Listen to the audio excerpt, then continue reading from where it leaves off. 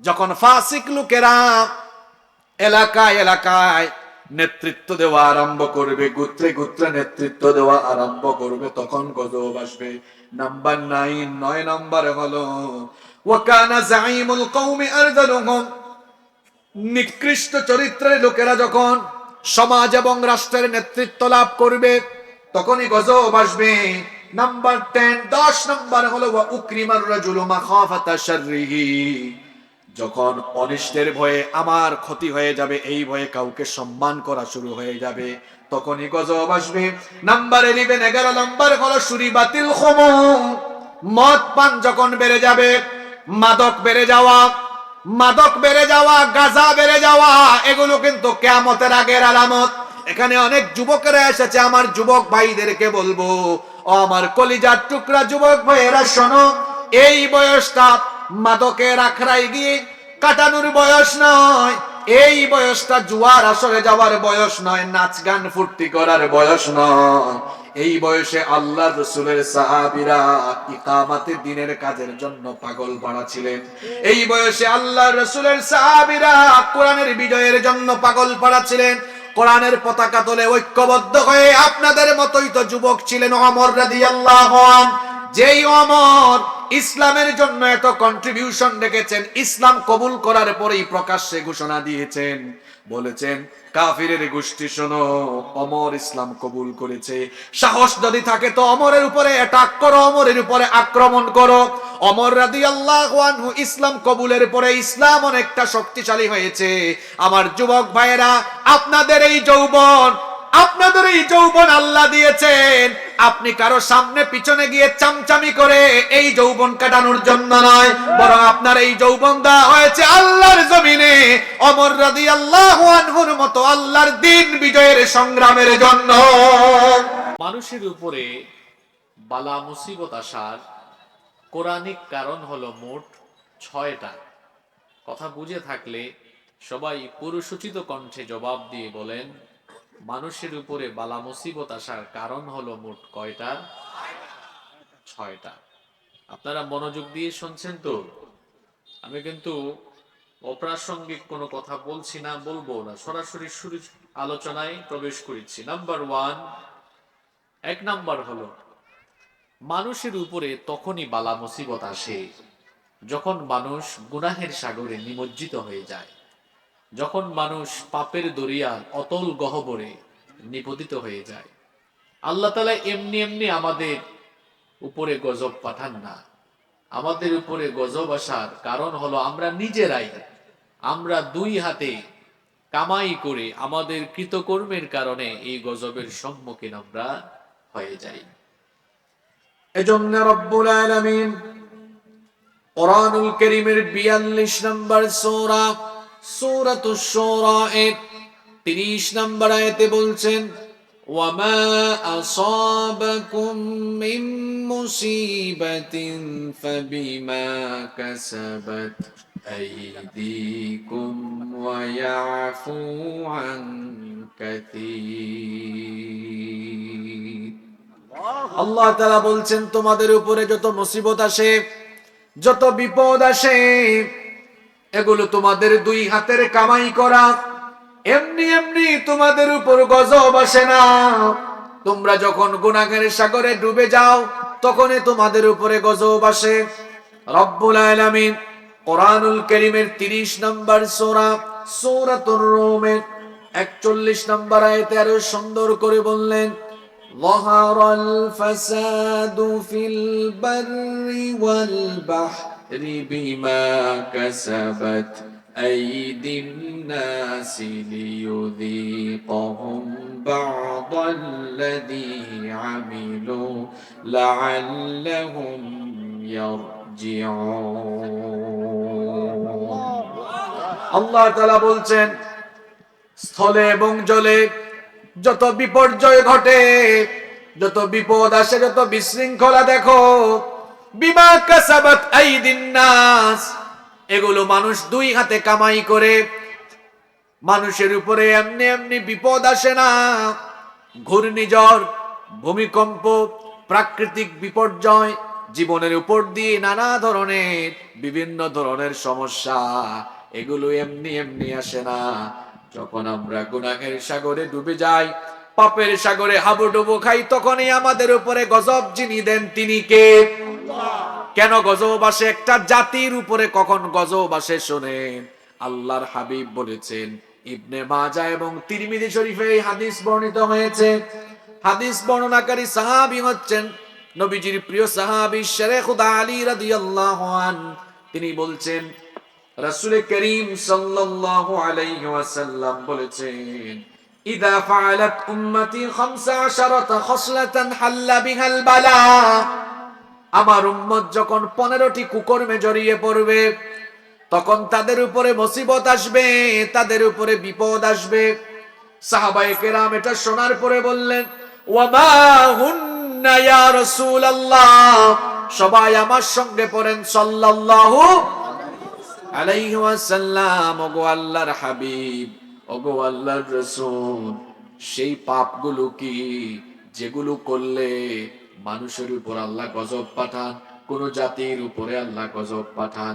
নবীজি আবার একটা একটা করে বললেন, দেখেন তো আমাদের চারপাশে এই কুকর্মগুলো এখন চলে কি চলে না, ভালো করে মিলান। আল্লাহর নবী বললেন, 1 নাম্বার, ইযা কানাল মাগনামু দুওয়ালা। যখন রাষ্ট্রের সম্পদকে নিজের সম্পদ মনে করে লুটপাট আরম্ভ হবে, রাষ্ট্রের সম্পদকে তার বাপের সম্পদ, দাদার সম্পদের মতো মনে করে রাষ্ট্রের সম্পদকে নিজের মনে করে ভোগ করবে, জনগণের পয়সা, রাষ্ট্রের পয়সা চুরি করে ডাকাতি করে বিদেশে বেগম পাড়ায় বাড়ি বানাবে, আমেরিকায় বাড়ি বানাবে, দেশের টাকা, জনগণের টাকা লুটপাট করে বিদেশে পাচার করবে। এই রকম রাষ্ট্রীয় সম্পদগুলোকে শেষরা চোরেরা যখন চুরি করে বিদেশে পাচার করবে, রাষ্ট্রের সম্পদ যখন লুটপাট আরম্ভ হবে, ওই জাতির উপরে যিনি গজব দিবেন। এখন তো এরকম শেষরা চোর নাই। আঙ্গুল ফুলে কলা গাছ, এই কথাটা কি আপনাদের এলাকায় বুঝেন তো আপনারা? ফুলে কলা গাছ। রাষ্ট্র পরিচালনার জন্য কোন একটা চেয়ারে বসলো, আঙ্গুল ফুলে কলা গাছ হয়ে যায়, রাতারাতি সম্পদশালী হয়ে যায়, রাতারাতি গাড়ি বাড়ির মালিক হয়ে যায়, রাতারাতি কোটিপতি বনে যায়।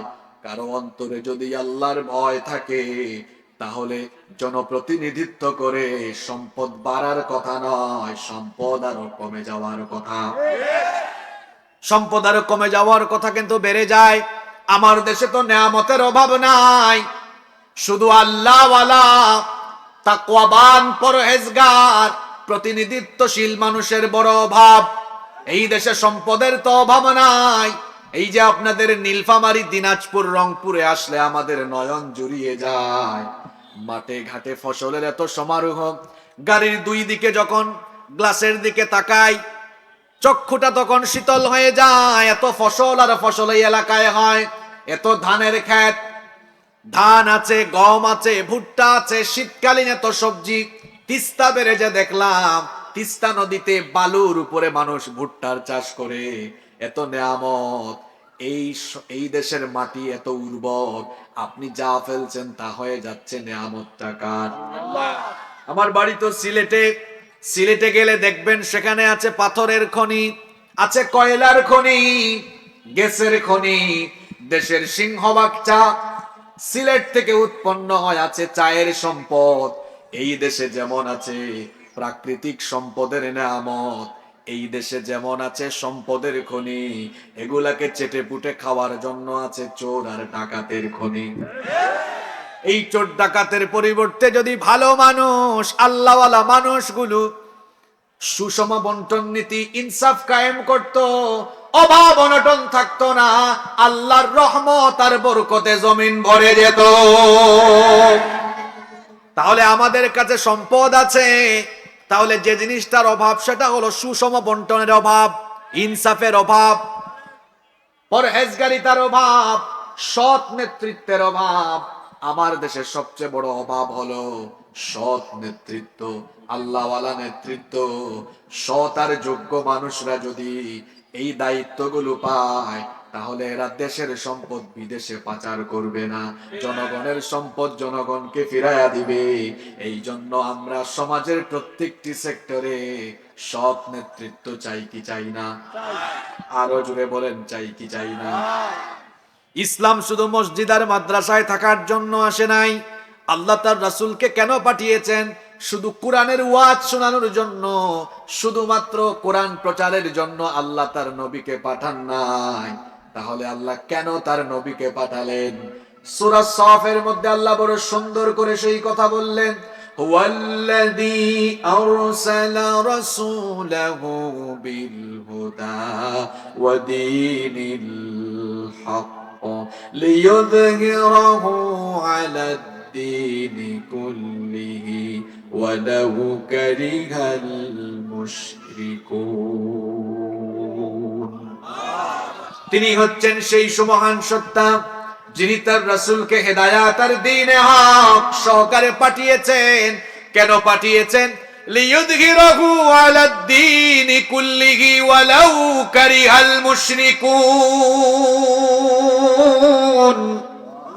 পৃথিবীতে যত পথ মত আর আদর্শ আছে, সকল পথ মত আর আদর্শের শেকড়ের মূলোৎপাটন করে দিয়ে আল্লাহর জমিনে যেন আল্লাহর আইনের বাস্তবায়ন করেন, ইসলামকে যেন বিজয়ী আদর্শ হিসাবে প্রতিষ্ঠা করেন। এই জন্য ইকামতে দ্বীনের এই মহান দায়িত্ব দিয়ে রাসূলকে যিনি পাঠিয়েছেন, পুরুষোচিত কণ্ঠে জবাব দিয়ে বলেন, তিনি কে? এজন্যই তিনি এসেছেন, রক্ত দিয়েছেন, কষ্ট করেছেন, সাহাবায়ে কেরাম জীবন দিয়েছেন, যাতে করে আল্লাহর আকাশের নিচে আল্লাহর জমিনের উপরে আল্লাহর আইনের বাস্তবায়ন হয়। আসমান জমিন কার? আরো জোরে বলেন, আমরা কার? তো আইন কি চলবে? আপনার বাপ দাদার? আসমান আল্লাহর, জমিন আল্লাহর, আর আইন চলবে আপনার বাপ দাদার? এটা তো হতে পারে না। আসমান জমিন যার, সৃষ্টি যার, আইনও চলবে তার।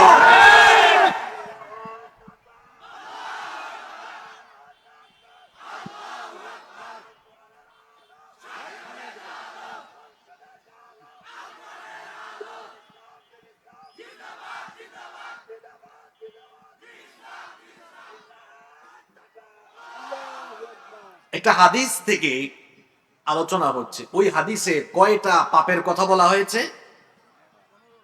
কয়টা? কয়টা? না না, 6টা না, 15টা। কয়টা? একটা হাদিসে 15টা পাপের কথা বলা হয়েছে। ওই 15টা পাপ যখন হবে, জাতির উপরে গজব আসবে। আসলেই তো তাই। আচ্ছা, একটা রাষ্ট্রে যদি রাষ্ট্রের সম্পদ লুটপাট আরম্ভ হয়, ওই জাতির কপাল কি আর ভালো থাকে? অভাব আসবে, অনটন আসবে, দুর্ভিক্ষ আসবে, আশারই তো কথা। কারণ উপরে তো শেষরা চোর আর চামারে ভরা। নাম্বার 2, 2 নাম্বার হলো ওয়াল আমানাতু মাগরামা। যখন আমানতের খেয়ানত আরম্ভ হবে, যখন আমানতদারিতা থাকবে না, আমানতদারিতা উঠে যাবে, তখনই গজব আসবে। আল্লাহর হাবিব একবার সাহাবীদেরকে বললেন, আমার সাহাবীরা শোনো, ইযা দুইয়াতিল আমানাতি ফান্তাজিরিস সাআ। যখন চতুর্দিকে আমানতদারিতা উঠে যাবে, তখন কিয়ামত এসে যাবে। সাহাবীরা তখন নবীজিকে জিজ্ঞেস করলেন, কাইফা ইদাতুহা ইয়া রাসূলুল্লাহ? পড়েন সাল্লাল্লাহু আলাইহি ওয়াসাল্লাম, আমানতের খেয়ানত কিভাবে আরম্ভ হবে? নবীজি তখন বললেন, ইদা উসনিদাল আমরু ইলা গায়রি আহলিহি ফান্তাজিরিস সাআ।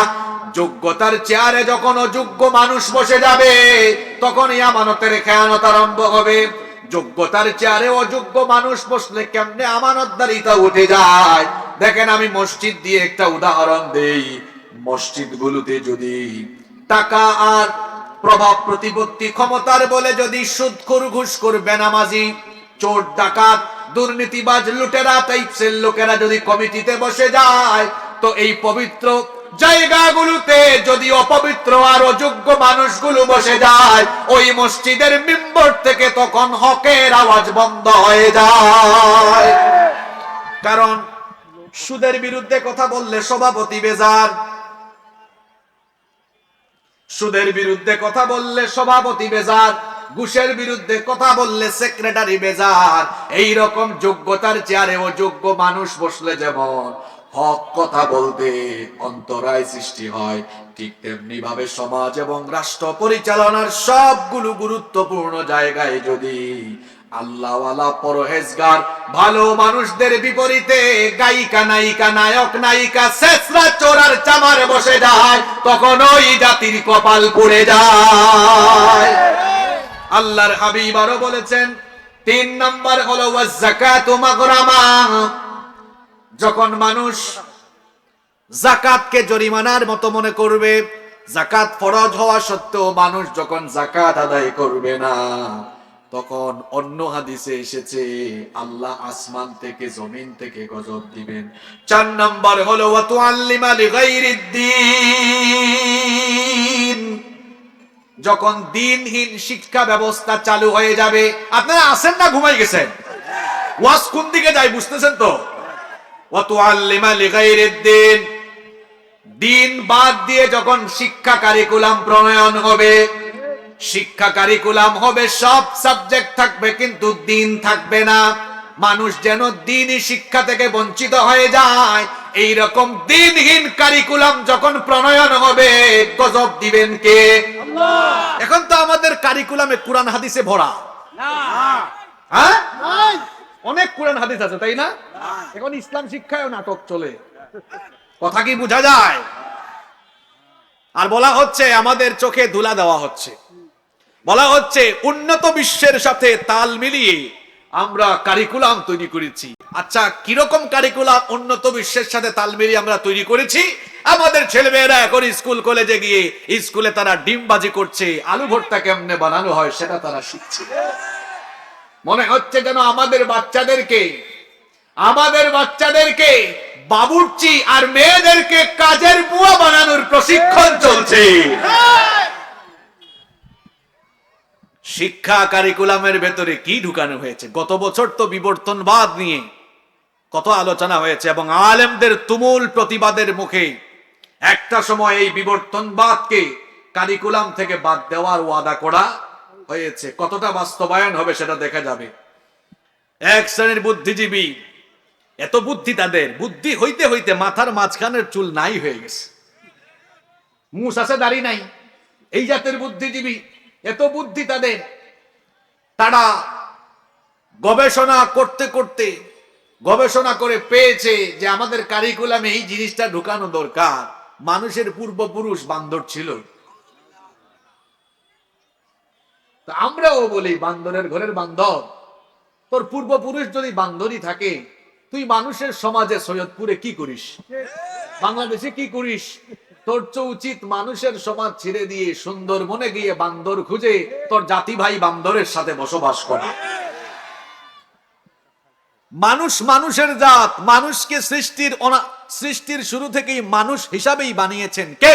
আল্লাহ। ওয়ালাকাদ কাররামনা বানি আদম, আর অবশ্যই বনি আদমকে আমি সম্মানিত করেছি।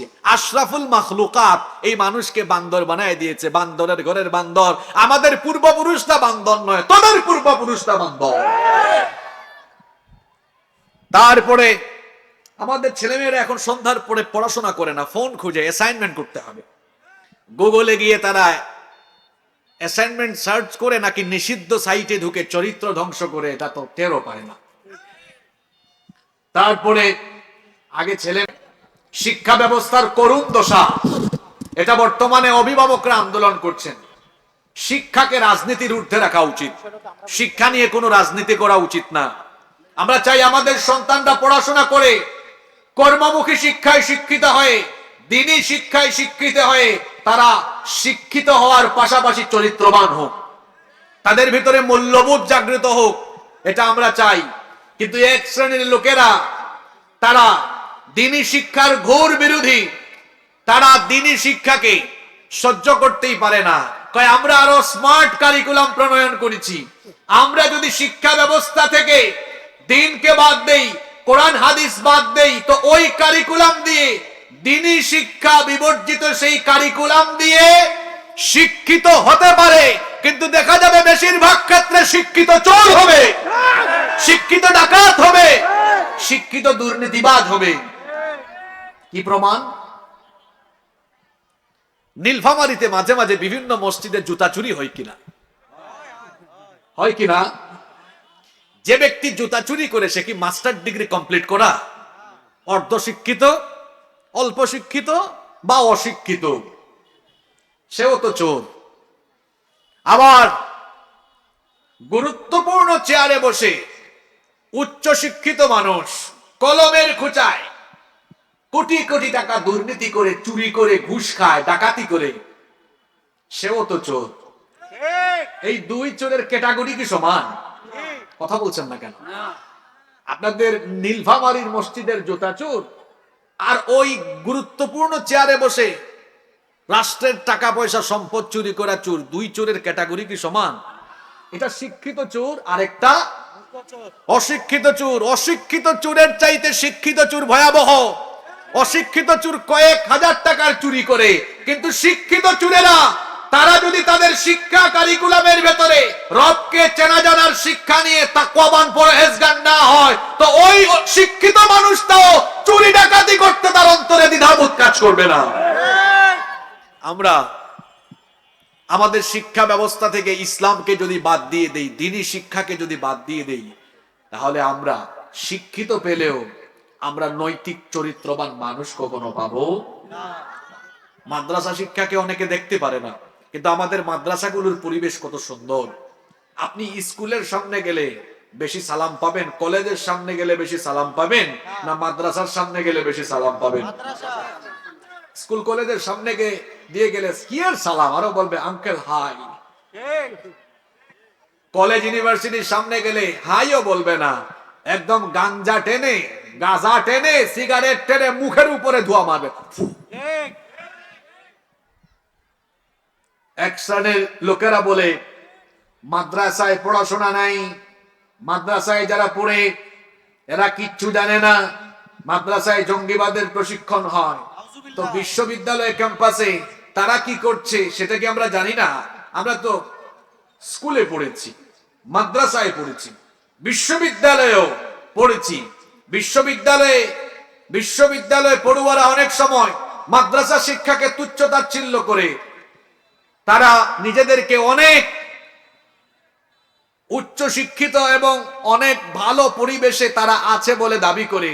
অথচ বিভিন্ন বিশ্ববিদ্যালয় এমনও আছে, বিশ্ববিদ্যালয়গুলোর সামনে দিয়ে সাধারণ মানুষ যাওয়ার সময় কলিজায় ধরপড় আরম্ভ হয়।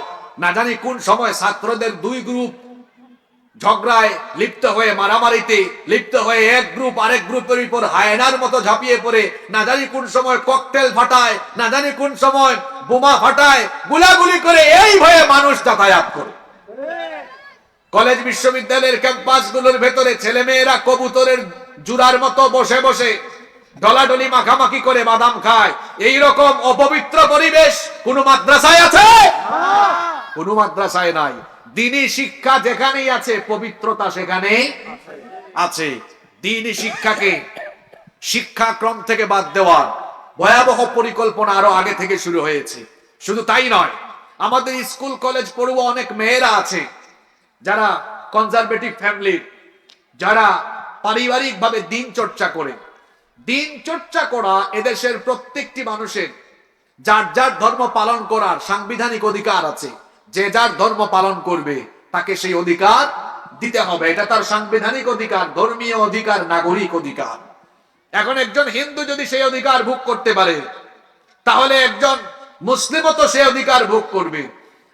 একজন মেয়ে যদি বিশ্ববিদ্যালয়ে থ্রি পিস পরে যাওয়ার স্বাধীনতা পায়, তো আরেকজন মেয়ে সে বুরখা পরে, নিকাব পরে বিশ্ববিদ্যালয়ে ক্যাম্পাসে যাওয়ার এই স্বাধীনতাও তার ভোগ করা উচিত। কিন্তু দেখা যায় বিশ্ববিদ্যালয়ের ক্যাম্পাসে, বিশ্ববিদ্যালয়ের ক্যাম্পাস গুলোতে শেয়াল রূপী কিছু শিক্ষক আছে যারা বুরখা এবং নিকাব পড়ুয়া মেয়েদেরকে রীতিমতো হয়রানি করে নোটিশ বোর্ডে নোটিশ টানায় দেয়, ভাইবাতে অথবা পরীক্ষার হলে কিংবা ক্লাসে পর্দা করে আসা যাবে না। শেয়াল যেমন মুরগির স্বাধীনতা চায়, ঠিক তেমনি ভাবে লুচ্চা বদমাশরাও নারীদেরকে সবসময় বেপরদা দেখতে চায়। একটা ঘটনা মনে পড়ে গেল। এক মুরগির খামার আছে না, চার দেয়ালের ভেতরে মুরগি পালন করছে, মুরগি লালন পালন করছে। একদিন এক শিয়াল এসেছে। শিয়াল এসে নেট বুঝেন না আপনারা, নেটের ফাঁক দিয়ে বলতেছে, আহারে মুরগি, তোমাদেরকে দেখে আমার খুব কষ্ট হচ্ছে। দেখো আমি কত স্বাধীন, আমি চার দেয়ালে বন্দি না, আমি যে কোনো জায়গায় যেতে পারি। আর তোমাদের মালিক বড় নিষ্ঠুর, তোমাদেরকে আটকায় রেখেছে। চালাক এক মুরগি তখন বলল, হ্যাঁ রে শিয়াল, তুমি কোন উদ্দেশ্যে কথাগুলো বলছো, বাকিরা না বুঝলো আমি বুঝছি। আমরা যদি চার দেয়ালের বাইরে আসতে পারি তো তুমি আমাদেরকে মজা করে গিলতে পারবা, এজন্যই তুমি আমাদেরকে এই কথা বলছো। শিয়াল যেমন মুরগির স্বাধীনতা চায়, লুচ্চা বদমাশরা সব সময় নারীদেরকে চোখের সামনে বেপরদা দেখতে চায়। আমাদের মেয়েগুলো অবাধে দিন চর্চা করতে পারছে না। এই যে দিন শিক্ষা বিবর্জিত আছে না নাই? খবরদার আমার ভাইয়েরা, বউয়ের সাথে অবশ্যই ভালো আচরণ করবেন, কারণ তিনি আপনার স্ত্রী, তিনি আপনার বিবি। বিবির সাথে কেমন আচরণ করবেন সেটা তো আল্লাহ কোরআনেই বলেছেন, ওয়াশিরুহুন্না বিল মারুফ। আল্লাহ বলেছেন তাদের সাথে সুন্দর আচরণ করো, সদাচার করো। আপনার স্ত্রীর সাথে আপনি সুন্দর ভাষায় কথা বলবেন, সম্মান দিয়ে কথা বলবেন, বেশি পরিমাণ ভালোবাসবেন, তার চাহিদাগুলোকে প্রাধান্য দিবেন। আপনার স্ত্রীকে আপনি সম্মান করবেন, কিন্তু স্ত্রীকে স্ত্রীর মতো স্ত্রীর সাথে আচরণ করবেন। আর মায়ের জায়গায় মাকে রাখবেন। মনে রাখবেন, মায়ের পায়ের তলায় বেহেশত রেখে দিয়েছেন কে? আল্লাহ। মায়ের সাথে বিয়ে শাদী করার পরে বউয়ের কথা মতো মায়ের বিরুদ্ধে অ্যাকশন নিয়েন না। আর মা বোনেরা যারা বাড়ি থেকে শুনছেন তাদেরকেও বলছি, খবরদার, আপনার স্বামীর কানে শাশুড়ির বিরুদ্ধে বদনাম করিয়েন না। বরং আপনি আপনার স্বামীর কানে বলেন, প্রিয়তম স্বামী, আমার বাজার থেকে আসার সময় আমার শাশুড়ি আম্মার জন্য আলাদা কিছু ফল কিনে নিয়ে আসিও, ঔষধ নাই ঔষধ কিনে নিয়ে আসিও, তার জন্য সুন্দর একটা কাপড় কিনে নিয়ে আসিও, তার তেল নাই, সাবান নাই, এটা নাই, ওইটা নাই, এগুলো নিয়ে আসিও। স্বামীর কানে উল্টা পাল্টা কথা না দিয়ে বরং শাশুড়ির কি লাগবে সেগুলো আপনি আপনার হাজবেন্ডের কানে দেন, তাহলে দেখবেন স্বামীর ভালোবাসাও বেশি পাবেন। অন্যদিকে আপনার স্বামীর জন্য আপনার শাশুড়ি মা দোয়া করে দিবেন। কোন মা যদি তার ছেলের জন্য দোয়া করে দেন, আহারে মায়ের দোয়া, এটা এর মাঝখানে কোনো বাধা থাকে না, মায়ের দোয়া ডিরেক্ট আল্লাহর কাছে চলে যায়।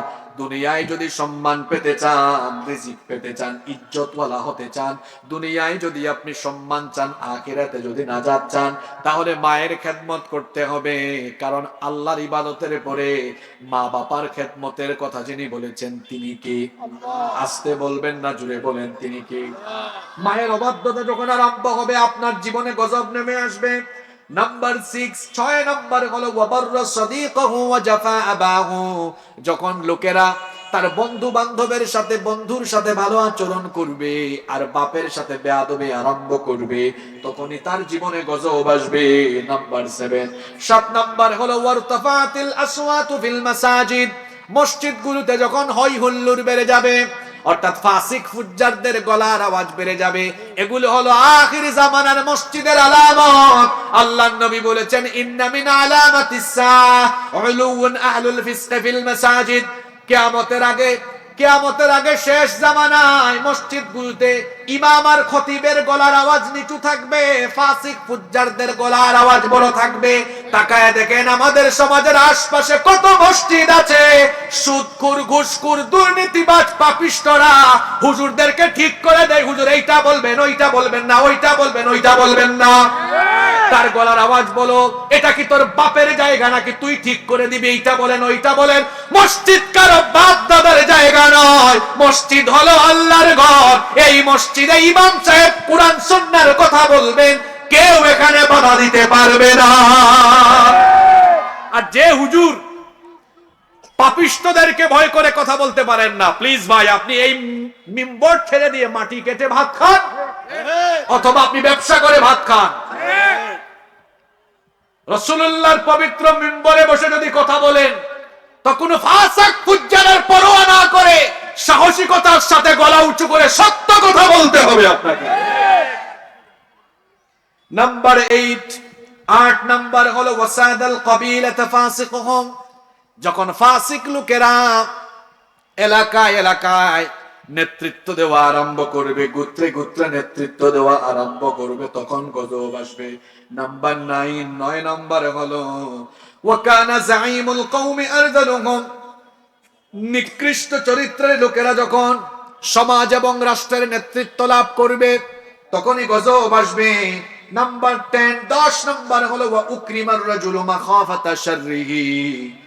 যখন অনিষ্টের ভয়ে আমার ক্ষতি হয়ে যাবে, এই ভয়ে কাউকে সম্মান করা শুরু হয়ে যাবে, তখনই গজব আসবে। নাম্বার 11 নাম্বার হলো শুরিবাতিল খুমুর। মদ পান যখন বেড়ে যাবে, মাদক বেড়ে যাওয়া, গাঁজা বেড়ে যাওয়া, এগুলো কিন্তু কিয়ামতের আগের আলামত। এখানে অনেক যুবকেরা এসেছে, আমার যুবক ভাইদেরকে বলবো, ও আমার কলিজার টুকরা যুবক ভাইয়েরা শোনো, এই বয়সটা মাদকের আখড়ায় গিয়ে কাটানোর বয়স নয়। এই বয়সটা জুয়ার আসরে যাওয়ার বয়স নয়, নাচ গান ফুর্তি করার বয়স নয়। এই বয়সে আল্লাহর রাসূলের সাহাবীরা ইকামাতে দ্বীনের কাজের জন্য পাগল পাড়া ছিলেন। এই বয়সে আল্লাহর রাসূলের সাহাবীরা কোরআনের বিজয়ের জন্য পাগল পাড়া ছিলেন। কোরআনের পতাকা তোলে ঐক্যবদ্ধ হয়ে আপনাদের মতোই তো যুবক ছিলেন ওমর রাদিয়াল্লাহু আনহু। যেই ওমর ইসলামের জন্য এত কন্ট্রিবিউশন রেখেছেন, ইসলাম কবুল করার পরেই প্রকাশ্যে ঘোষণা দিয়েছেন, বলেছেন কাফিরের গোষ্ঠী শোনো, ওমর ইসলাম কবুল করেছে। সাহস যদি থাকে তো ওমরের উপরে অ্যাটাক করো, ওমরের উপরে আক্রমণ করো। ওমর রাদিয়াল্লাহু আনহু ইসলাম কবুলের পরে ইসলাম অনেকটা শক্তিশালী হয়েছে। আমার যুবক ভাইয়েরা, আপনাদের এই যৌবন আল্লাহ দিয়েছেন, আপনি কারো সামনে পিছনে গিয়ে চামচামি করে এই যৌবন কাটানোর জন্য নয়, বরং আপনার এই যৌবন দেওয়া হয়েছে আল্লাহর জমিনে ওমর রাদিয়াল্লাহু আনহুর মতো আল্লাহর দ্বীন বিজয়ের সংগ্রামের জন্য। এই যৌবনকে কদর করতে হবে, কাজে লাগাতে হবে। মাদক, গাঁজা এবং সকল প্রকার অনিষ্টতা থেকে নিজের যৌবনকে হেফাজত করতে হবে। নবীজি বলেছেন, যখন মাদক বেড়ে যাবে তখন গজব আসবে। ওয়ালু বিসাল হারির, যখন রেশমি পোশাক মানুষ জায়েজ মনে করবে। নাম্বার 13 নাম্বার হচ্ছে ওয়াত্তুখিদাতিল কাইনাত। মানুষেরা যখন গায়িকাদেরকে গ্রহণ করবে, মানুষেরা যখন গায়িকাদের পেছনে ছুটবে, তখন সমাজের উপরে, জাতির উপরে গজব আসবে। এরপরে 14 নাম্বার হলো ওয়াল মাআজিফ। বাদ্যযন্ত্র যখন বেড়ে যাবে, এখন বাদ্যযন্ত্র বড় হালকা ব্যাপার হয়েছে। বাদ্যযন্ত্র ছাড়া আমাদের বিয়ে শাদী শুরু হয় না। বিয়ে হলো একটা পবিত্র কাজ, হালাল কাজ। একটা হালাল কাজ আরম্ভ করে হারাম কাজ দিয়ে। যেই সকল লোকেরা বিয়ে শাদীর সময় গান বাজনা বাজায়া বিয়ে করে, এই সকল দম্পতির ঘরে যেই সন্তান পয়দা হবে, এগুলাও ঝাঁকানাকা মার্কা সন্তান হবে। কারণ শুরুটা ভালো ছিল না, শুরুটা ভালো। নাম্বার 15 এবং সর্বশেষ হলো ওয়ালা আনা আখিরু হাদিহিল উম্মতি আউওয়ালাহা। উম্মতের পরবর্তী পর্যায়ের লোকেরা যখন পূর্ববর্তীদেরকে দোষারোপ করবে, আল্লাহর নবী বলেছেন, এই কুকর্মগুলো যখন আমার উম্মত আরম্ভ করবে, ফালইয়ারতাকিবু ইনদা যালিকা রিহান হামরা খাসফান ওয়া মাসখান। আল্লাহর নবী বলেছেন, তখন অগ্নিবায়ু আসবে, ভূমিকম্প হবে, ঘূর্ণিঝড় হবে, চেহারা বিকৃতির ধস নেমে আসবে। 6-7 দিন আগে ভয়াবহ ভূমিকম্প হলো, আজকেও হয়ে যেতে পারে, যে কোনো সময় ঘূর্ণিঝড় ভূমিকম্প হতে পারে। আর আল্লাহর রাসূল বলেছেন, কিয়ামতের আগে ঘন ঘন ভূমিকম্প হবে, ঘন ঘন ঘূর্ণিঝড় হবে, ঘন ঘন প্রাকৃতিক বিপর্যয় ঘটবে। এগুলো কেন ঘটবে? এই যে এই 15টা গুনাহের কথা বললাম। আবার অন্য একটা হাদিস আছে, আল্লাহর হাবিব বলেছেন, এই 5টা কুকর্ম যখন আমার উম্মত আরম্ভ করবে, মারাত্মক মুসিবত তাদের উপরে নেমে আসবে। 1 নম্বরে হচ্ছে লাম তাদহারিল ফাহিশাতু ফি কওমিন কাত্তুন হাত্তা ইউলিনু বিহা ইল্লা ফাশা ফীহিমুত তাউন ওয়াল আওজা আল্লাতী লাম তাকুম মাদাত ফি আসলাফিহিম আল্লাযীনা মাদাউ। আল্লাহর নবী বলেছেন, যখন কোন জাতির লোকেরা অসভ্যতায়, অশ্লীলতা, বেহায়াপনায় মেতে উঠবে। এমন এমন রোগবালাই আর মহামারী আসবে, যে রোগবালাই গুলো তাদের অতীতের যুগে ছিল না। বলেন তো 10 বছর আগে পৃথিবীতে করোনা নামে কোন রোগের নাম আপনারা শুনছিলেন নাকি? কথা বলছেন না কেন? হাদিস আপনাদেরকে বলছি, অশ্লীলতা বেহায়াপনায় ডুবে গেলে এমন নতুন নতুন রোগ আসবে যেগুলো আগের জামানায় ছিল। কখন এগুলো আসলো? যখন আমরা বেপরদা আরম্ভ করলাম, অশ্লীলতা, সমকামিতা, অবাধ যৌনতায় ডুবে গেলাম। ইউরোপ আমেরিকার অসভ্য দেশগুলোতে যখন শর্টকাট পোশাক আশাক পরে চলাফেরা আরম্ভ হয়েছে, আল্লাহ এমন একটা রূপ পাঠাইলেন, এখন দেখা যায় কেউ আর শর্টকাট কাপড় পরে না। মনে আছে কিনা আপনাদের করোনার সময় পিপিই, বুরখার মতো পিপিই পোশাক পরে বের হতো? মনে আছে আপনাদের? পর্দা যারা করতো না, মাস্ক পরে পরে হাঁটতো। শুধু মাস্ক নয়, মনে আছে আপনাদের কেউ কেউ হাতের মধ্যে হ্যান্ড গ্লাভস, মুখের মধ্যে মাস্ক, আবার মাথার মধ্যে হেলমেটের মতো কি আর একটা পড়তো, দেখলে মনে হতো নাসা থেকে মহাকাশ বিজ্ঞানী চলে এসেছে। বেপরদা, অশ্লীলতা, বেহায়াপনা, সমকামিতা আর অবাধ যৌনতায় যখন গোটা বিশ্ব ছড়িয়ে গেল, আল্লাহ করোনার একটা ঝাপটা দিলেন, সবগুলা সাইজ হয়ে গেছে। আজ থেকে 100 বছর আগে পৃথিবীতে এইডস ছিল না। যখন অবাধ যৌনতা আরম্ভ হয়েছে, এইডস আরম্ভ হয়েছে। সামনে আরো নতুন নতুন অনেক রোগ আসবে। কেন এগুলো আসবে? আল্লাহর নবী বলেছেন, যখন অসভ্যতা, বর্বরতা, অশ্লীলতা, বেহায়াপনা কোন জাতির মধ্যে বেড়ে যাবে, আল্লাহ এমন এমন রোগ দিবেন যেই রোগ আগে কখনো ছিল না। রোগ বালাই কি আমরা বানাই না আল্লাহর তরফ থেকে আসে? আবার রোগ থেকে হেফাজত করেন কে? দেখেন, বিশ্ব স্বাস্থ্য সংস্থা বলেছিল বাংলাদেশের মানুষরা সবচেয়ে নোংরা থাকে, অপরিচ্ছন্ন থাকে। করোনা আসার পরে কমপক্ষে 10 লক্ষ মানুষ বাংলাদেশে মারা যাবে। কিন্তু বলেন তো 10 লক্ষ কি মারা গেছে নাকি? আর যারা বেশি পরিচ্ছন্ন, স্মার্ট থাকে, মিলিয়ন মিলিয়ন মানুষ তো পৃথিবীতে মারা গিয়েছে। যাদেরকে আমরা সবচেয়ে সভ্য বলি, সেই আমেরিকা, ইতালি, ফ্রান্সের লাশের পাহাড়, কবর দেওয়ার মতো জায়গা অনেক জায়গায় খুঁজে পাওয়া যায় না। কিন্তু আমার বাংলাদেশের গরিব মুসলমানদেরকে যিনি বাঁচায়া দিয়েছেন তিনি কে? আপনারা বেঁচে গেছেন, আপনারা করোনার চেয়ে শক্তিশালী। এই জন্য কথা বলছেন না কেন? এক ব্যাককল তো বলেছিল আমরা করোনার চেয়ে শক্তিশালী।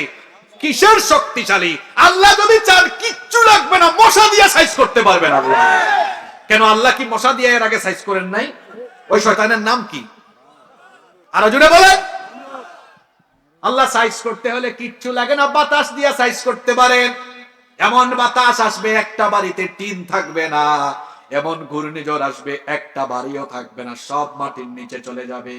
এমন ভূমিকম্প হবে, দেখেন না গত বছর তুরস্কে, সিরিয়ায় এক রাতে 6000 ভবন ধসায়া দিয়েছেন কে? আল্লাহর হাবিব বলেছেন, অশ্লীলতা, বেহায়াপনা বাড়লে নতুন নতুন রোগ আসবে। নাম্বার 2, 2 নাম্বার হলো ওয়ালাম ইয়ানকুসুল মিকিয়াল ওয়াল মিজান ইল্লা উখিদু বিসসিনিন ওয়া শিদ্দাতিল মাউনাতি ওয়া জাওরিস সুলতানি আলাইহিম।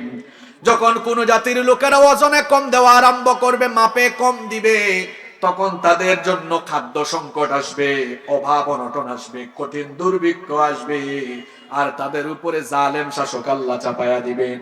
দেখবেন আমাদের মধ্যে ওজনে কম দেওয়ার স্বভাব, কম না বেশি? 250 গ্রাম 500 গ্রাম হলুদের গুঁড়া, মরিচের গুঁড়া হিসাব করে দেখবেন ফুল নাই। 50 কেজি চালের বস্তা হিসাব করে দেখবেন অনেক জায়গায় দেখা যায় একদম 50 কেজি। জানেন কিনা আপনারা এটা? এইরকম করে ওজনে কম দেওয়া আরম্ভ করলে কিন্তু খাদ্য সংকট আসবে। আর খাদ্য সংকট, ওজনে কম দেওয়া, মাপে কম দেওয়ার চাইতে অসাধু চক্র প্রতারক যখন বেড়ে যায়, তখন আবার খাদ্য সংকট আরো বেশি বেড়ে যায়। পেঁয়াজ তো ডবল সেঞ্চুরি হয়ে গেছে, তাই না? ভারত যখন বলল পেঁয়াজ আমরা রপ্তানি করব না, ওই দিনই আমাদের অসাধু ব্যবসায়ীরা 100 থেকে 200-তে নিয়ে গিয়েছে। কি বলেন, আছে না নাই? অথচ তার কাছে স্টকে আগে থেকে ছিল কি ছিল না? সেগুলো ফুরিয়ে যাওয়ার পরে নতুন আমদানি করলে দাম বাড়ালে সেটা ভিন্ন কথা, কারণ আমদানি করতে খরচ হয়েছে বেশি, বিক্রিও হবে বেশি, কিন্তু স্টকে ছিল। আপনি কেন বাড়িয়ে দিলেন?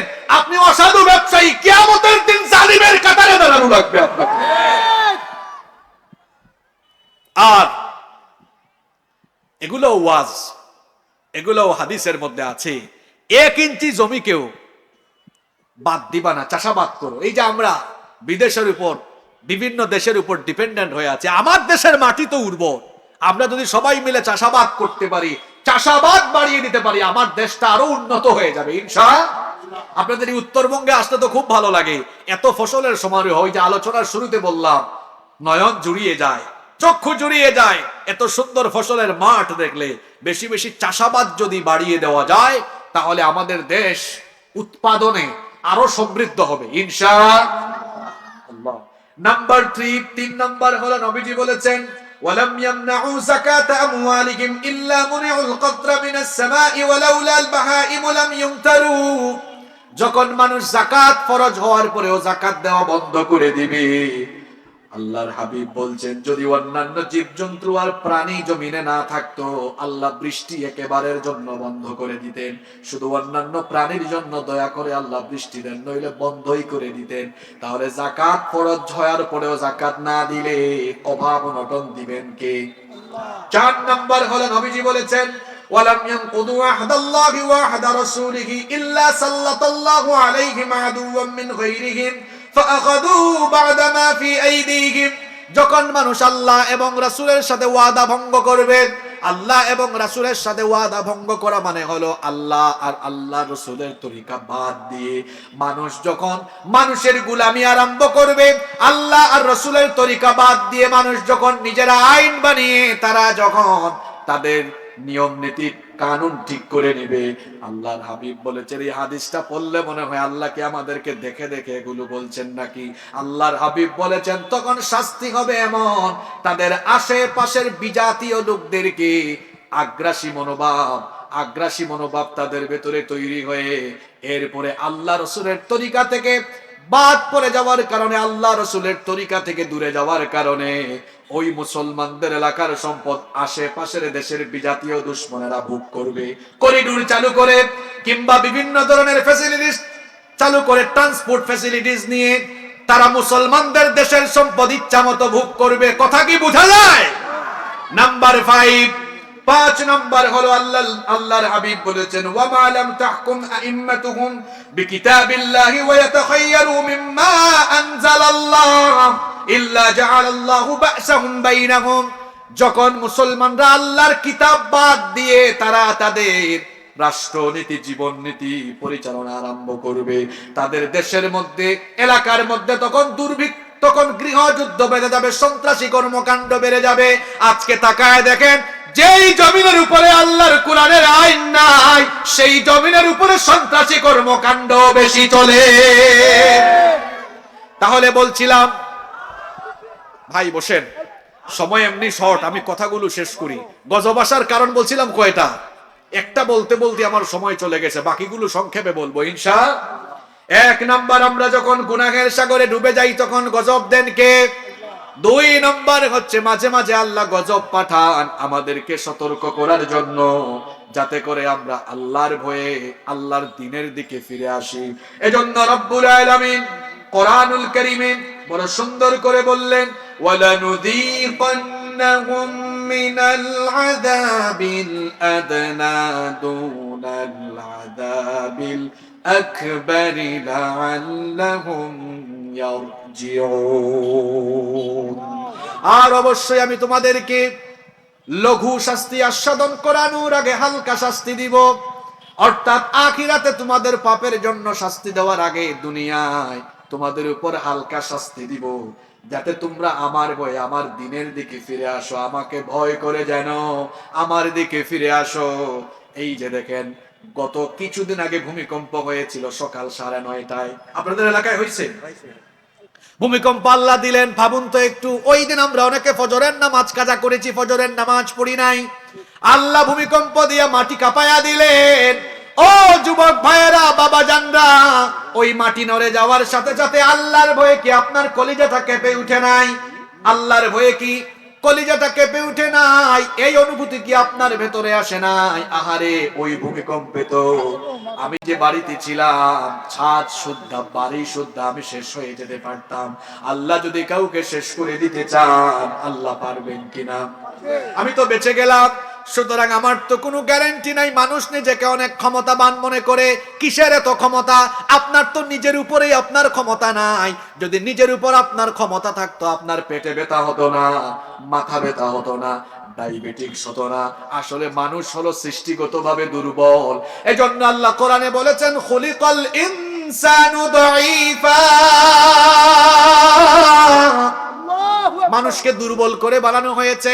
সেই মানুষ বলে মানুষ নাকি ক্ষমতার উৎস? ব্যাককল! একটা সাপ দেখলে দৌড় মারো, পেটে ব্যথা হইলে বিছানায় ছটফট করো। সেই দুর্বল মানুষ কি করে ক্ষমতার মালিক হয়? ঠিক কি না? এটা হচ্ছে একটা পাম দেওয়া মানুষকে, একটা পাম দেওয়া। পাম বুঝেন তো আপনারা? মানুষ কি করে ক্ষমতার মালিক হয়? মানুষ ক্ষমতার মালিক নয়। ক্ষমতার মালিক কে? আল্লাহ তাআলা বলেছেন, কুলিল্লাহুম্মা মালিকাল মুলকি তুতিল মুলকা মান তাশাউ ওয়া তানজিউল মুলকা মিম্মান তাশাউ ওয়া তুইজ্জু মান তাশাউ ওয়া তুযিল্লু মান তাশাউ বিয়াদিকাল খায়র ইন্নাকা আলা কুল্লি শাইইন কাদির।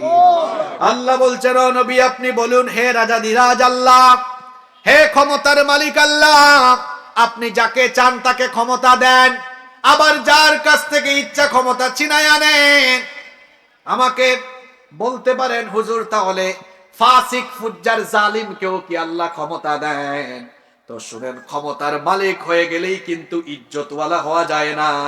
কারণ এর পরের অংশে আল্লাহ বলেছেন, ওয়া তুইজ্জু মান তাশাউ ওয়া তুদিল্লু মান তাশাউ বিয়াদিকাল খায়র। কাউকে ইজ্জত দেওয়া আবার কাউকে বেইজ্জত করার ইখতিয়ার কার? এবার আয়াতের আগের অংশের সাথে পরের অংশ মিলান। ক্ষমতা দেন আল্লাহ, কেড়েও নেন আল্লাহ, ইজ্জত দেন আল্লাহ, বেইজ্জত করেন আল্লাহ। এই আয়াতগুলো যদি আপনি ভালোভাবে অনুধাবন করার চেষ্টা করেন, তাহলে বুঝবেন শুধু ক্ষমতার মালিক হলে ইজ্জতওয়ালা হওয়া যায় না। কারণ পৃথিবীতে এমন ইতিহাসও আছে ক্ষমতায় থেকে বেইজ্জত হইছে। যেমন নমরুদ ক্ষমতায় থেকে জুতার বাড়ি খাইছে, বেইজ্জত। এই তো বেশি দিন আগের ঘটনা না। বুশের নাম তো জানেন আপনারা। বুশ জুতার বাড়ি খাইছে ক্ষমতায় থেকে, ঠিক কিনা?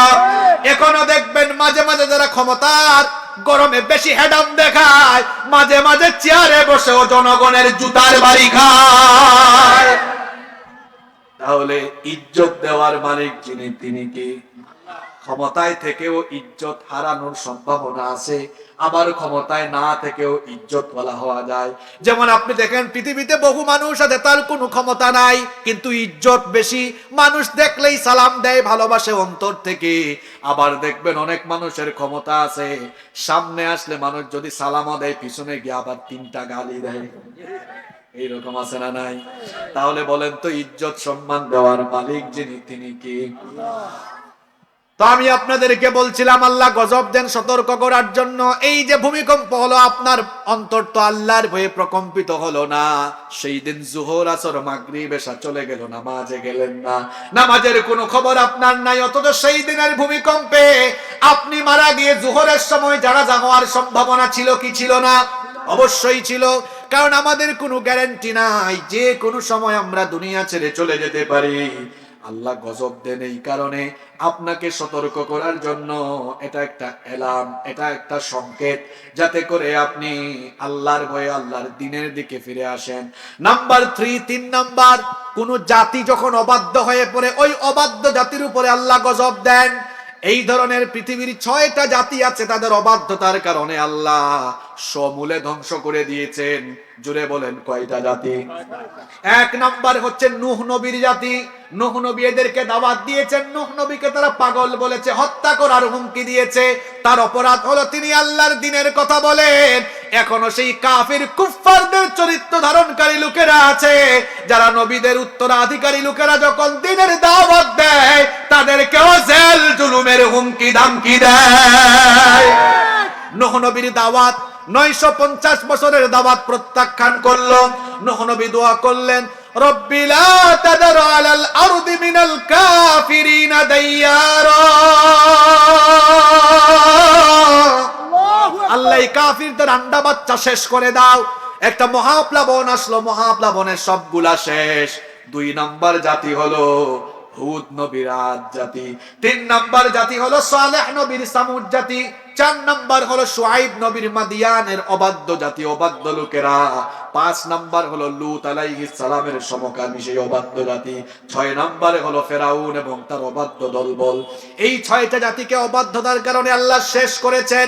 আল্লাহ তাআলা এদের ব্যাপারে কোরআনুল কারীমের 29 নম্বর সূরা সূরাতুল আনকাবুতের 40 নম্বর আয়াতে বলছেন, ফাকুল্লান আখাযনা বিযামবিহি ফামিনহুম মান আরসালনা আলাইহি হাসিবা ওয়া মিনহুম মান আখাযাতহুস সাইহাতু ওয়া মিনহুম মান খাসাফনা বিহিল আরদা ওয়া মিনহুম মান أغرقنا وما كان الله ليظلمهم ولكن كانوا أنفسهم يظلمون আল্লাহ তাআলা বলছেন প্রত্যেককেই তাদের গুনাহের কারণে, অবাধ্যতার কারণে আমি পাকড়াও করেছি। কাউকে কাউকে তাদের অবাধ্যতার কারণে আসমান থেকে প্রস্তর বৃষ্টি নাজিল করে শেষ করে দিয়েছি, কাউকে কাউকে বজ্র নিনাদ দিয়ে শেষ করে দিয়েছি, আবার কাউকে কাউকে জমিন ধসায়া শেষ করে দিয়েছি, কাউকে কাউকে অবাধ্যতার কারণে সাগরে ডুবাইয়া মেরেছি। আমি আল্লাহ তাদের উপর জুলুম করে নাই, বরং তারা নিজেদের উপর জুলুম করেছিল বলে তাদের উপরে এমন গজব দিয়েছেন কে? 4 নাম্বার হলো মানুষের উপর তখনই গজব আসে। আপনাদের কষ্ট হচ্ছে না?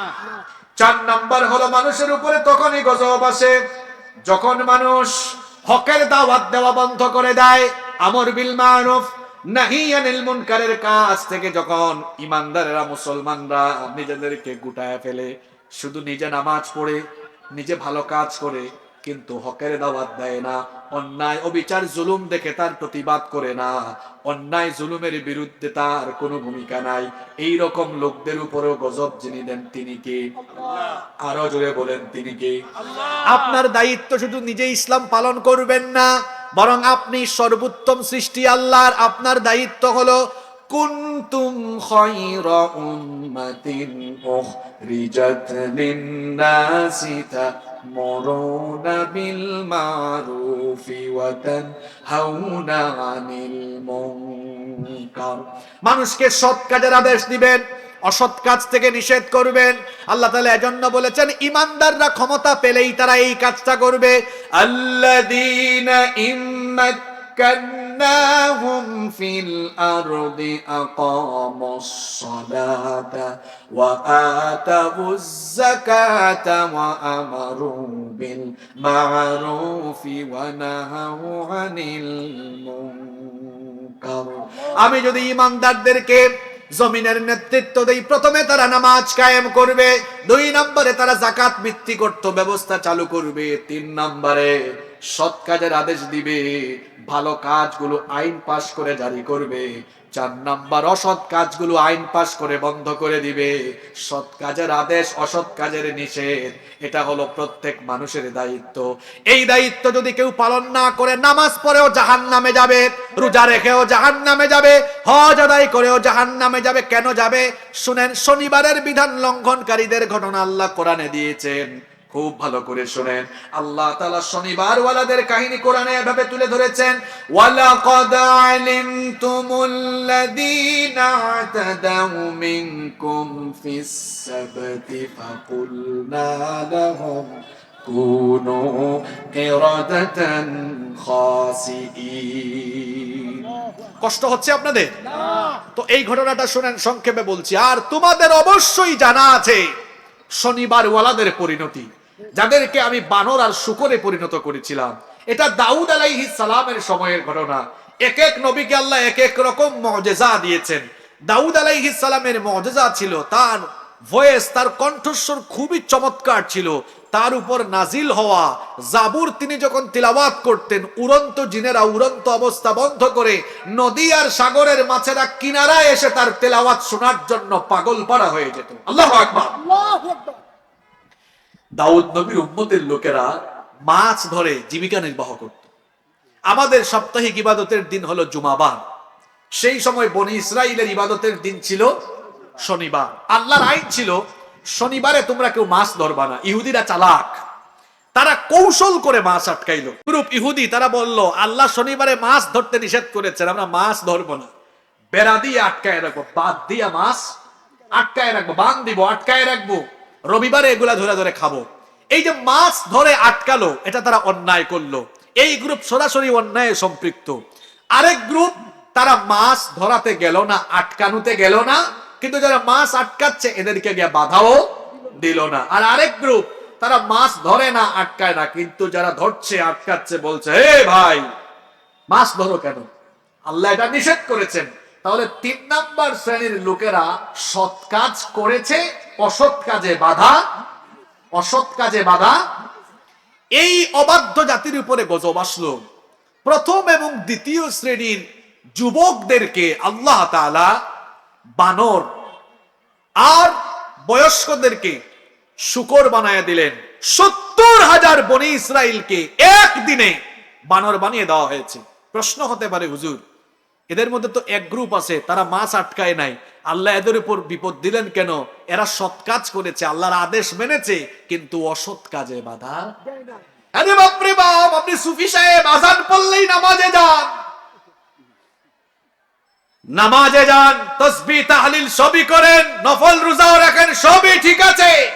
আপনার আশেপাশে কুরআনের দায়ীদের উপরে কারবালা চলে, আশেপাশে জুলুম চলে, নির্যাতন চলে, অন্যায় চলে, অপরাধ চলে। এই অন্যায় অপরাধ অসত্য না হোক দেখেও আপনি চুপচাপ থাকেন, আপনার এই ইবাদত বন্দেগী কোনো কাজে লাগবে না। কারণ মুসলমানের দায়িত্ব সে হকের দাওয়াত দিবে। সূরা আসর গিয়ে ভালো করে পড়বেন। সূরা আসরের মধ্যে আল্লাহ তাআলা সফলতার জন্য 4 কথা বলেছেন। 1 নাম্বার ঈমান আনবে, 2 নাম্বার সৎ কাজ করবে, দায়িত্ব শেষ না, এরপরে ওয়াতাওয়াসাউ বিল, হকের দাওয়াত নিয়ে বেরিয়ে পড়বে। আর হকের দাওয়াত দিতে গেলে বাধা আসবে, এজন্য 4 নম্বরে দেওয়া হয়েছে। তখন কি করতে হবে? হকের পথ এটা ফুল বিছানো নয়, এটা কাটায় কাটায় ভরা, রক্ত পিচ্ছিল কণ্টকাকীর্ণ পথ। এই রক্তমাখা কণ্টকাকীর্ণ পথে চলতে হলে সবর লাগবে। ইব্রাহিম আলাইহিস সালাম দাওয়াত দিয়েছেন, দাওয়াত দেওয়ার কারণে নমরুদ বলল হাররিকুহু, তাকে ধরো, অগ্নিকুণ্ড জ্বালাও, ওয়ানসুরু আলিহাতাকুম ইন কুনতুম ফাইলিন, অগ্নিকুণ্ড জ্বালিয়ে তাকে শেষ করো, পুড়ায় দাও, আর আমাদের দেবতাগুলোকে বাঁচাও। অগ্নিকুণ্ড জ্বালানো হলো। ইব্রাহিম নবীকে বলা হলো কি ব্যাপার ইব্রাহিম, আগুনে তো পুড়ে যাবা, ভয় লাগে নাকি? ইব্রাহিম আলাইহিস সালাম তখন বললেন নমরুদ তুমি কারে ভয় দেখাও? আল্লাহু আকবার বলেন। কত বড় দুঃসাহসী উচ্চারণ এটা, আগুনের সামনে বলছে হে নমরুদ তুমি কারে ভয় দেখাও? আমি যে আল্লাহর দ্বীনের দাওয়াত দেই, ওই আল্লাহর দ্বীনের দাওয়াত দিতে গিয়ে এই আগুনে ঝাঁপ দিলে যদি আমার আল্লাহ খুশি হন, একবার কেন তোর আগুনের এই কুণ্ডলিতে 1000 বার ঝাঁপ দিতে আমি প্রস্তুত আছি।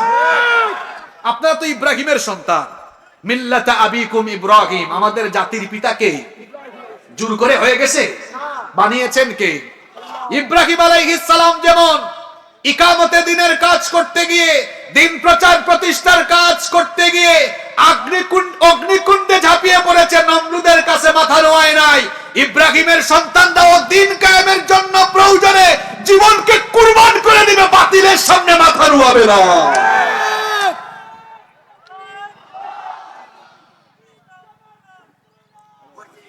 বসেন, আমাকে শেষ করতে দেন। নাম্বার 5 নাম্বার, জিহাদ ফি সাবিলিল্লাহ থেকে মানুষ যখন দূরে সরে পড়বে তখন গজব আসবে। জিহাদ শুনলে অনেকে মনে করে কি কইলো এটা, জিহাদ এটা পবিত্র শব্দ, সন্ত্রাসের সাথে জিহাদের কোনো সম্পর্ক নাই। জিহাদ করা হলো ফরজ। জিহাদ মানে যুদ্ধ নয়, যুদ্ধের আরবি শব্দ হচ্ছে হারবুন বা কিতালুন। এটা হলো জিহাদের একটা পর্যায়, কিন্তু এটা প্রথম পর্যায় নয়, এটা শেষ পর্যায়। জিহাদের প্রাথমিক পর্যায়গুলো হলো দাওয়াত দেওয়া, মানুষকে দ্বীনি তালিম তরবিয়ত দেওয়া, মানুষের কাছে দাওয়াত নিয়ে যাওয়া, দিন প্রতিষ্ঠার জন্য কাজ করা। দিন প্রতিষ্ঠার কাজ করতে গিয়ে জালিম কাফের কুফাররা যখন আক্রমণ করে আক্রান্ত হলে পরে তারপরে মোকাবেলায় দাঁড়িয়ে যাওয়াটা হার, ওইটা জিহাদের শেষ পর্যায়, ওইটা প্রথম পর্যায় নয়। জিহাদ ফি সাবিলিল্লাহ থেকে দূরে সরে গেলে তখন গজব আসে। মুসা নবীর কাহিনী আপনারা পড়বেন, ওই যে তিহ ময়দানে 40 বছর বন্দী করে রাখা হয়েছে শুধুমাত্র জিহাদ থেকে দূরে সরে পড়ার কারণে। নাম্বার 6 এবং সর্বশেষ হলো যখন মানুষ দিনের পথে চলে তখনও তার জীবনে বিপদ মুসিবত আসে। বিপদ মুসিবত মাঝে মাঝে ভালো মানুষের উপরেও আসে। সূরা আনকাবুতের প্রথমে আল্লাহ বলেছেন ঈমান এনেছি ঘোষণা দিলেই শেষ না, ওয়াহুম লা ইফতানুন, তোমাদেরকে কি পরীক্ষা করা হবে না? আশাদ্দুন নাসি বালাআন বালাউল আম্বিয়া, সবচেয়ে বেশি ঈমানের পরীক্ষা দিয়েছেন নবীরা। দুইজন নবী আদম এবং সুলাইমান আলাইহিমুস সালাম, এই দুই নবী ছাড়া সব নবীরা ঈমানের পরীক্ষা দিয়েছেন। তাহলে ঈমানের পথে থাকলে পরীক্ষা আসবে, বালা মুসিবত আসবে। মানুষের জীবনে বালা মুসিবত আসার এই মোট কারণ বললাম কয়টা? জোরে বলেন কয়টা? 1 নাম্বার কি বলেছিলাম? পাপের সাগরে ডুবে থাকলে গজব আসবে। 2 নাম্বার সতর্ক করার জন্য আল্লাহ গজব দেন। 3 নাম্বার কোন জাতি অবাধ্য হয়ে গেলে আল্লাহ সাইজ করেন। এরপরে 4 নাম্বার বলেছিলাম হকের দাওয়াত থেকে গুটিয়ে রাখলে ওই জাতির উপরে গজব আসে। 5 নাম্বার বলেছি জিহাদ ফি সাবিলিল্লাহ থেকে মানুষ দূরে সরে গেলে গজব আসে। 6 নাম্বার বলেছি ঈমানের পথে চললে আপনাকে বালা মুসিবতে পরীক্ষায় ফেলবেন কে? আল্লাহ। বিপদ মুসিবত থেকে বাঁচার উপায় হলো আল্লাহর কোরআনকে ধারণ করে লালন করে কোরআনময় জীবন গঠন করে কোরআনের রঙে রঙিন হওয়া। আমরা সবাই কোরআনের রঙে নিজেদেরকে রাঙাতে পারবো তো ইনশাআল্লাহ? কারা কারা রাজি আছেন একটু হাত তুলেন তো।